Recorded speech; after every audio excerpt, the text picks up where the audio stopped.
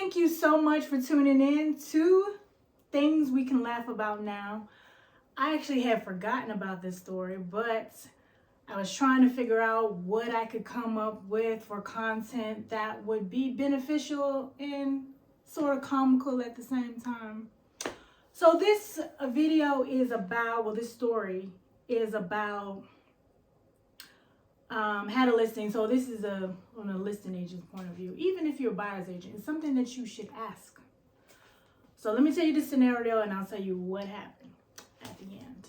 So had a listing, everything's going great. This particular time, I know I always say things happen crazy at the end in my stories most of the time. So this particular time, it happened in the beginning. So it can happen at any stage of the selling process or buying process, but in this particular case, it happened in the beginning.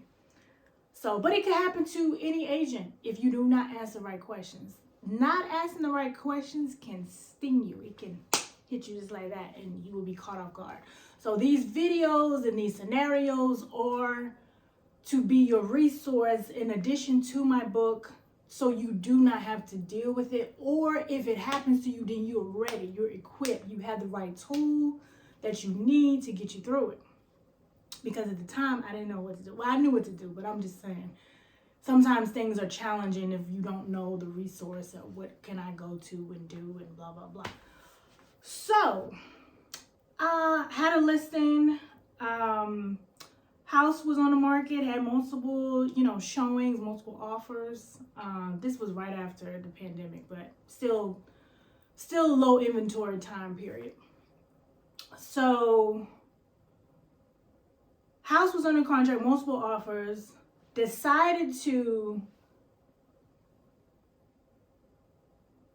suggest to my client to take this particular contract because it was the highest, it was going to net my client the most. Was a little hesitant to take the deal because the agent was new and they hadn't had a lot of contracts before. Everybody was new. I was new at one point, many moons ago, but everybody was new at one point. But that was my only hesitation, and I didn't really care for the lender. But anyway, lender wasn't terrible. I haven't had great stories with them or great experiences. A few, but not a lot of good ones. So, and I'll tell you, this adds to that not good story. So, but it wasn't the lender's fault. I don't want you to think that, oh, this was the lender's issue, and I'm not going to say who the lender was in this scenario. So, get under contract and, everything's good. Day one, I would say 1.5, like it was like a month. I don't know what day it was, but it was a few days in, maybe like the second day of being on a contract. We were on a contract during the week, so we didn't have those weekend days.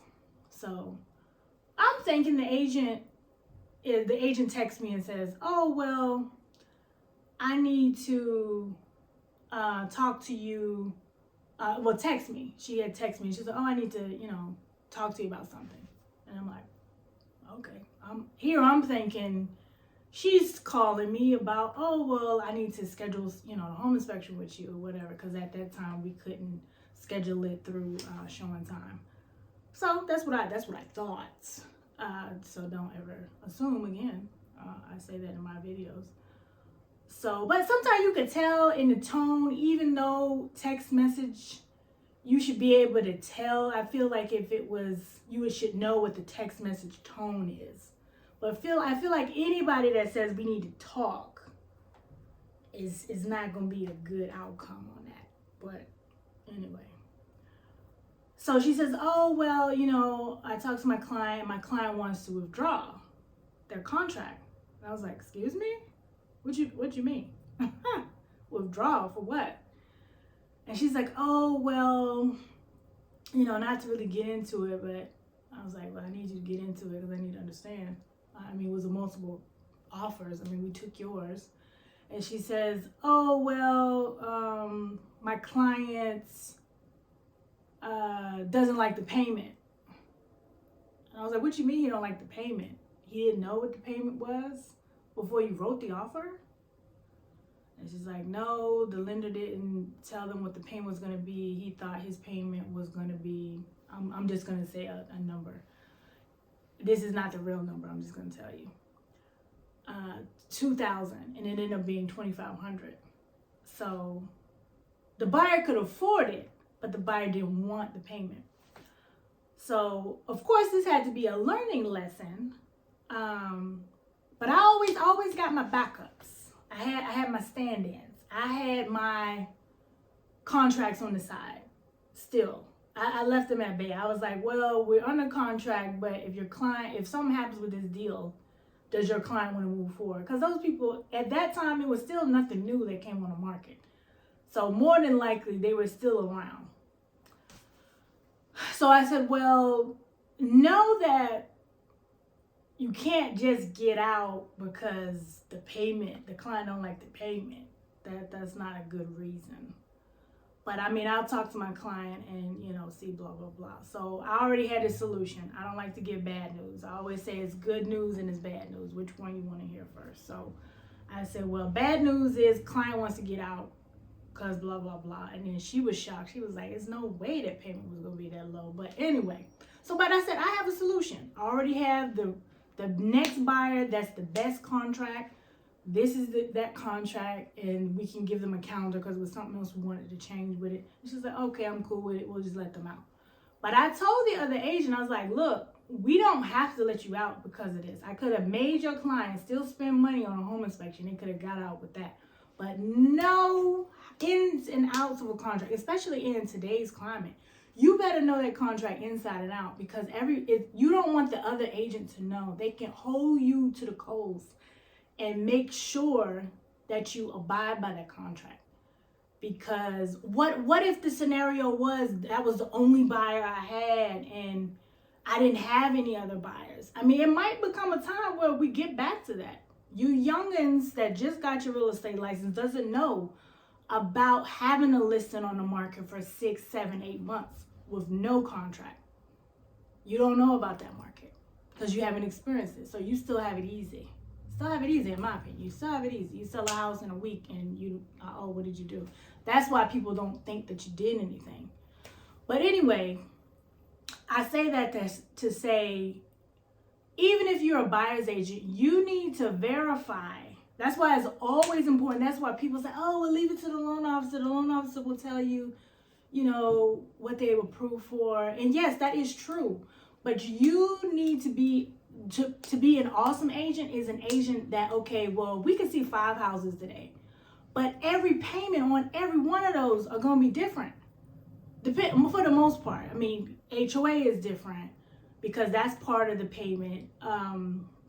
Even though it's paid separately, the lender's going to, you need to know how the lender's going to approve them. That's important. Finance is important, whether you are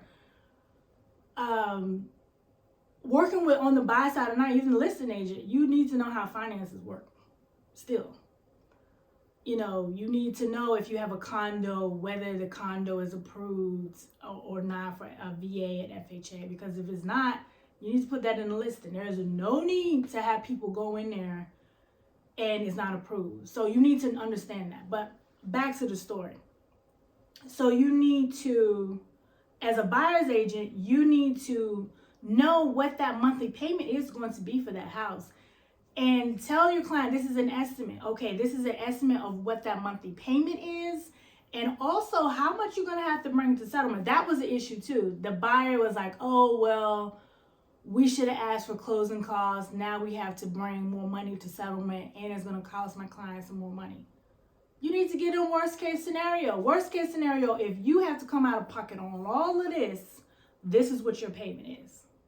And this is what your obligation is. If the seller doesn't pay, are you still willing to move forward? Because maybe you do not, if it's a seller's market, maybe you don't need to be in the market. Maybe that's not the right, plan. Or you need to get 100% financing program, or you need to get a gift from a relative or whatever. That's what you need to do. So education is key.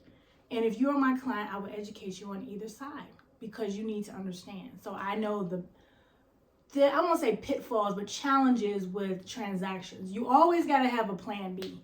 I'm going to have that on the side, and maybe a plan C.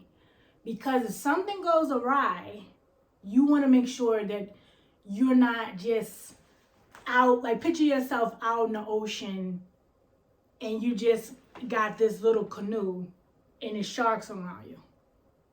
That's a scary place to be. We don't want to be out there with nowhere to go, no food. I don't know if you should watch this movie called Nowhere. That was an awesome movie where she was on this, she was in this trailer for like almost a month and she survived. But I'm just saying, you have to be able to know what a potential issue is going to be, and also what the solution is for that potential issue ahead of time.